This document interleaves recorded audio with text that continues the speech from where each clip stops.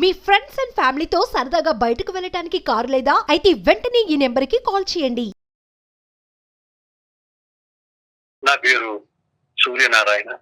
అయితే నాకు వచ్చిన దారుణమైన కష్టం ఇది ఎవరికి కూడా రాకూడదు. నేను ఎలా మాట్లాడాలో కూడా తెలియని పరిస్థితికి వెళ్ళిపోయాను. ఈ మధ్య నాకు కూడా సరిగా ఒంట్లో బాగుండట్లేదు. దుఃఖాన్ని ఆపుకోలేకపోతున్నానమ్మా. నేను 10 ఏళ్ల క్రితం నా భార్య జబ్బు చేసి చచ్చిపోయింది. పోతూ పోతూ నా కూతురు చెయ్యి నా చేతులు వేసి పిల్ల జాగ్రత్త అని చెప్పి మరి చనిపోయింది.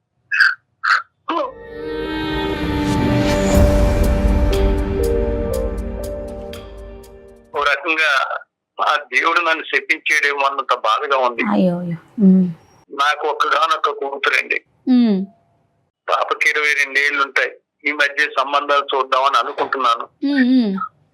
ఈ మధ్యలో అనుకోని ఘోరం ఒకటి జరిగిపోయింది.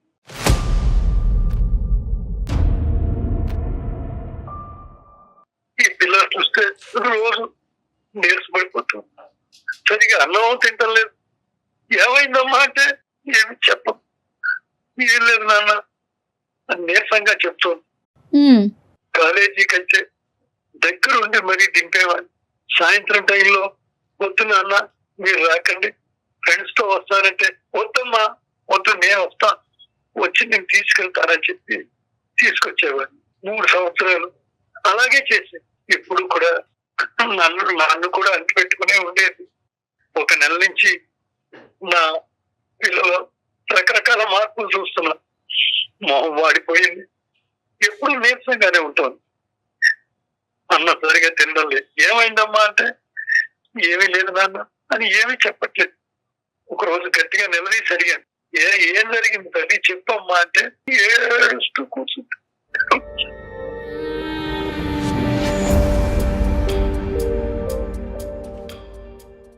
నన్ను నమ్మనుకునే చెప్పమ్మా అని మరీ అడిగితే ఏడుస్తూ కూర్చుంటుంది.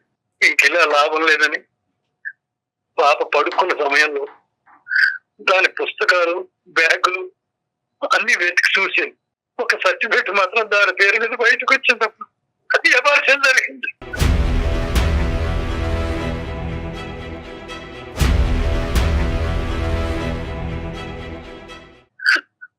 అబార్షన్ జరిగింది.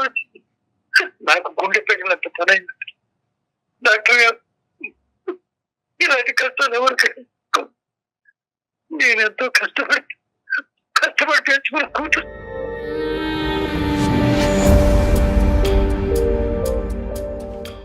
ఈ బరువు దించుకుందామంటే ఇది ఎవరికైనా చెప్పుకునే విషయం కాదు. ఈ మధ్య కొంచెం సంబంధాలు చూడాలి, ఎలాగో ఒకటి అయ్యి చేతిలో పెట్టాలని ప్రయత్నం చేస్తున్న సమయంలో వీళ్ళొచ్చి డిగ్రీ చదివిందమ్మా. పాపకి అంటే సూర్యనారాయణ గారు మీరు ఆల్రెడీ చాలా ఆవేదనలో ఉన్నారు. పాప జీవితంలో ఇంతకు ముందు ఎప్పుడైనా ప్రేమించటం ఇలాంటి సంఘటనలు ఎప్పుడైనా జరిగినాయా, లేదంటే ఇలాంటి అంశం వినటం ఇదే ఫస్ట్ టైమా మీ జీవితంలో? నా జీవితంలో ఇదే ఫస్ట్ టైం సార్. ఇదే ఫస్ట్ టైం. ఏమని చెప్పిందండి పాప? ఏమని చెప్పింది? ఎలా మోసపోయిందంట? ఈ సోకాల్డ్ ఎదవులు ఎవరైతే ఉన్నారో వాళ్ళ ఉచ్చులో ఈ అమ్మాయి ఎలా చిక్కుకుంది? ఏమని చెప్పిందా? ఏమైనా వివరాలన్నా చెప్పిందా అమ్మాయి ఇప్పటికైనా? గట్టిగా అడిగితే చెప్పింది డాక్టర్ గారు. అయితే ఈ తెలిసి తెలియని వయసు, అది కాక ఈ ఎవరో పోకిరి ఎదవలు రౌడీలు ప్రేమ అంటూ వెనకాల పడ్డారు. ఆ పిల్ల ఆ మాటలు నమ్మేసింది. మాయ మాటలు నమ్మి ఇంతవరకు తెచ్చుకుంది. బాధపడకండి అండి.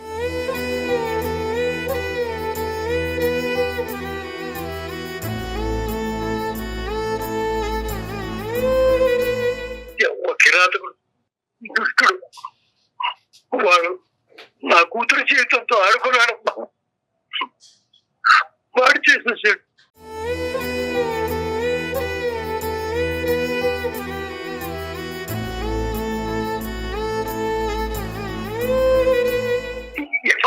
వరకు తెచ్చుకుంటే పిల్లకి పెళ్లి చేయాలా, నాకు వేరే వాడి జీవితంలోకి ఎలా చెప్తాం?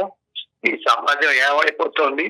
ఇలా ఉంటే ఈ కుర్రవాళ్ళు కానీ ఆడవాళ్ళు కానీ ఈ పిల్లలకి తల్లిదండ్రులు కనిపెట్టుకుని ఉండాలి అంటే తల్లి లేని పిల్ల కదా అని నేను కొంచెం ఊరుకున్నాను.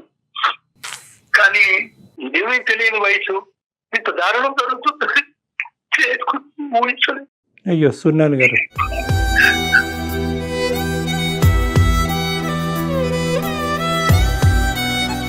ఈ పిల్లలు చూసుకోవాలంటే నేను ఇంకా ఉరేసుకోవాలనుకున్నాను. అయ్యో. పిల్ల అనాథ అయిపోతుంది, ఒక పక్క భయం.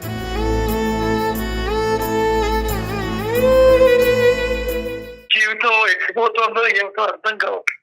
సూర్యనారాయణ గారు, మొదటగా మీరు ఈ క్లిష్టమైనటువంటి పరిస్థితిలో, ఈ సంక్లిష్టమైనటువంటి పరిస్థితిలో ప్రధానంగా మీరు ముందు ధైర్యంగా ఉండాలి. పాప ఎటువంటి వివరాలన్నా ఇచ్చిందా? అంటే ఎంతకాలం బట్టి ఇది జరిగింది?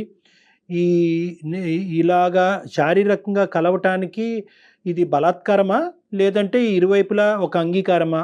మోసపోయిందా? ఏం జరిగింది? ఇలాంటి అంశాలు ఏమన్నా కొద్దిగా మాకు వివరణ చెప్పగలరా, మీకు అభ్యంతరం లేకపోతే? అదే డాక్టర్ గారు, ముందు ఒక 6 నెలల ముందు నుంచి ఏదో ఉద్యోగ ప్రయత్నాలు చేస్తోందేమో, అటు ఇటు వెళ్తోందని నేను అనుకున్నాను. అదే ఇంకా మనం కూడా ఏదైనా చెయ్యాలి అనుకున్న సమయంలో ఈ నౌకరి మీద ఎవరు తగిలేరో తెలీదు.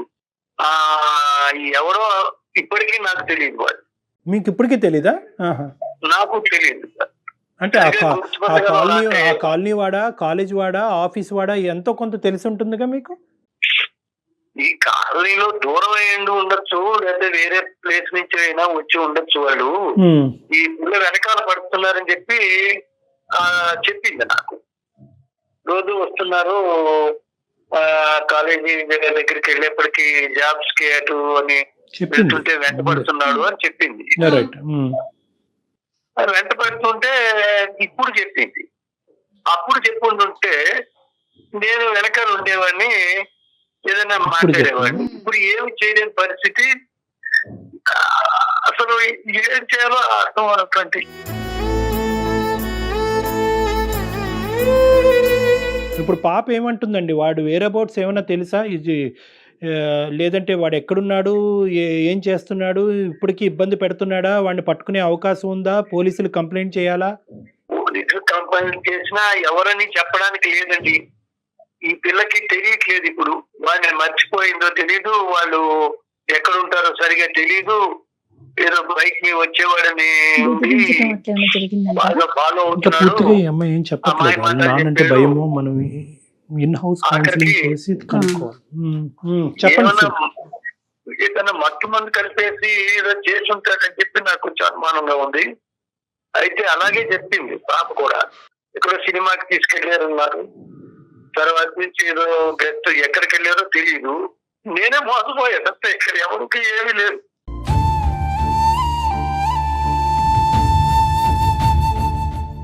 మీరు ఫస్ట్ మిమ్మల్ని మీరు ఓదార్చుకోవాలి. నెంబర్ 1, మీరు మనోధైర్యంతో, గుండె ధైర్యంతో ఉండాలి. ఎందుకంటే ఇక్కడ 2 అంశాలు. ఒకటే, సమాజంలో ఎందుకు ఇటువంటి పరిస్థితులు ఏర్పడుతున్నాయి, ఈ పరిస్థితులకు కారణం ఎవరు, ఆడపిల్లలు ఎలా జాగ్రత్తగా ఉండాలి, తల్లిదండ్రులు ఎటువంటి పర్యవేక్షణ చేయాలి అనేటటువంటిది ఒక డిఫరెంట్ అంశం.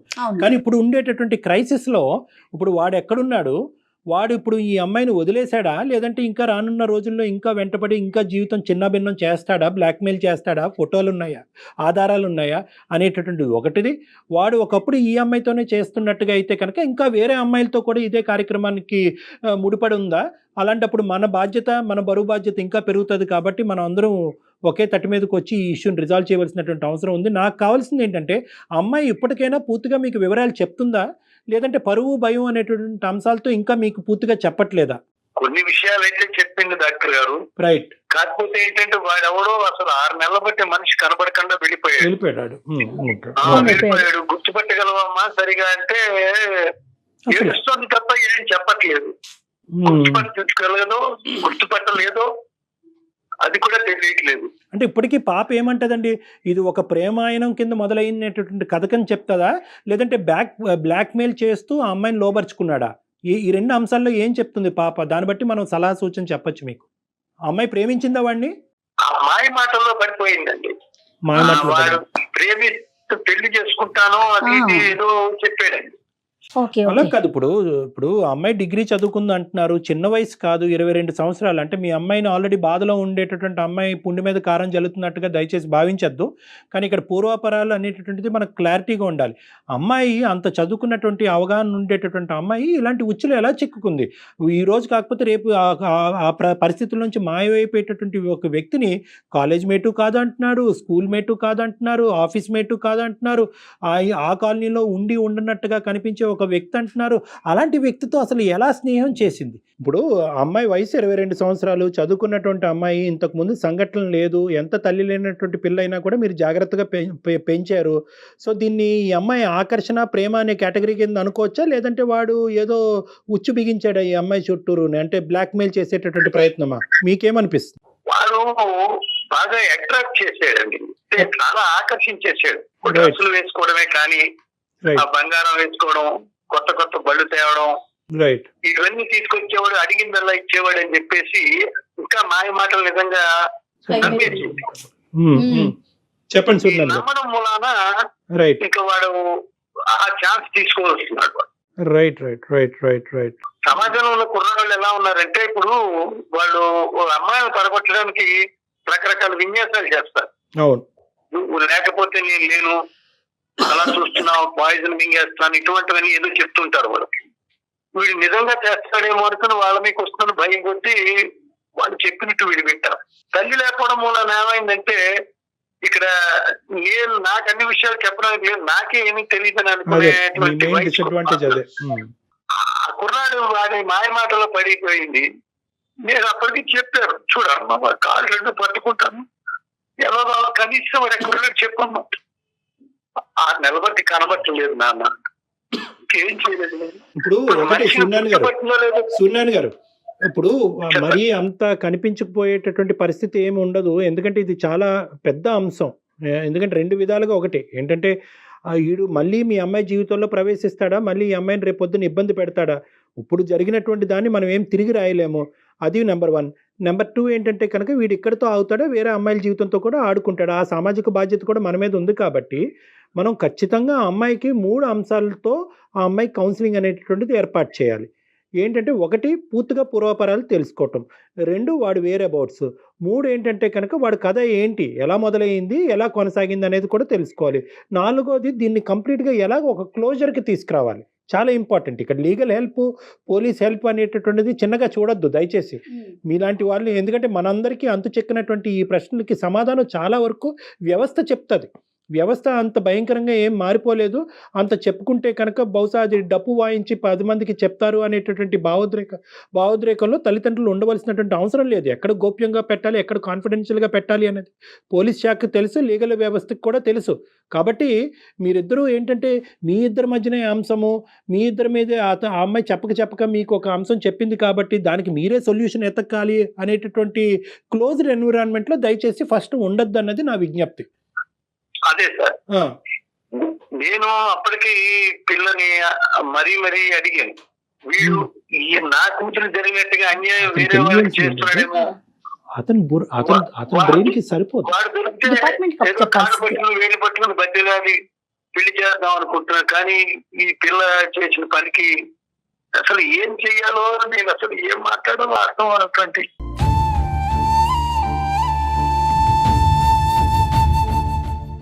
మీరు పోలీసుల హెల్ప్ కనుక తీసుకోగలిగితే రేపటి రోజున మళ్ళీ అతను ఇంకొకసారి ఇబ్బంది పెట్టడానికి అవకాశం ఉండదు.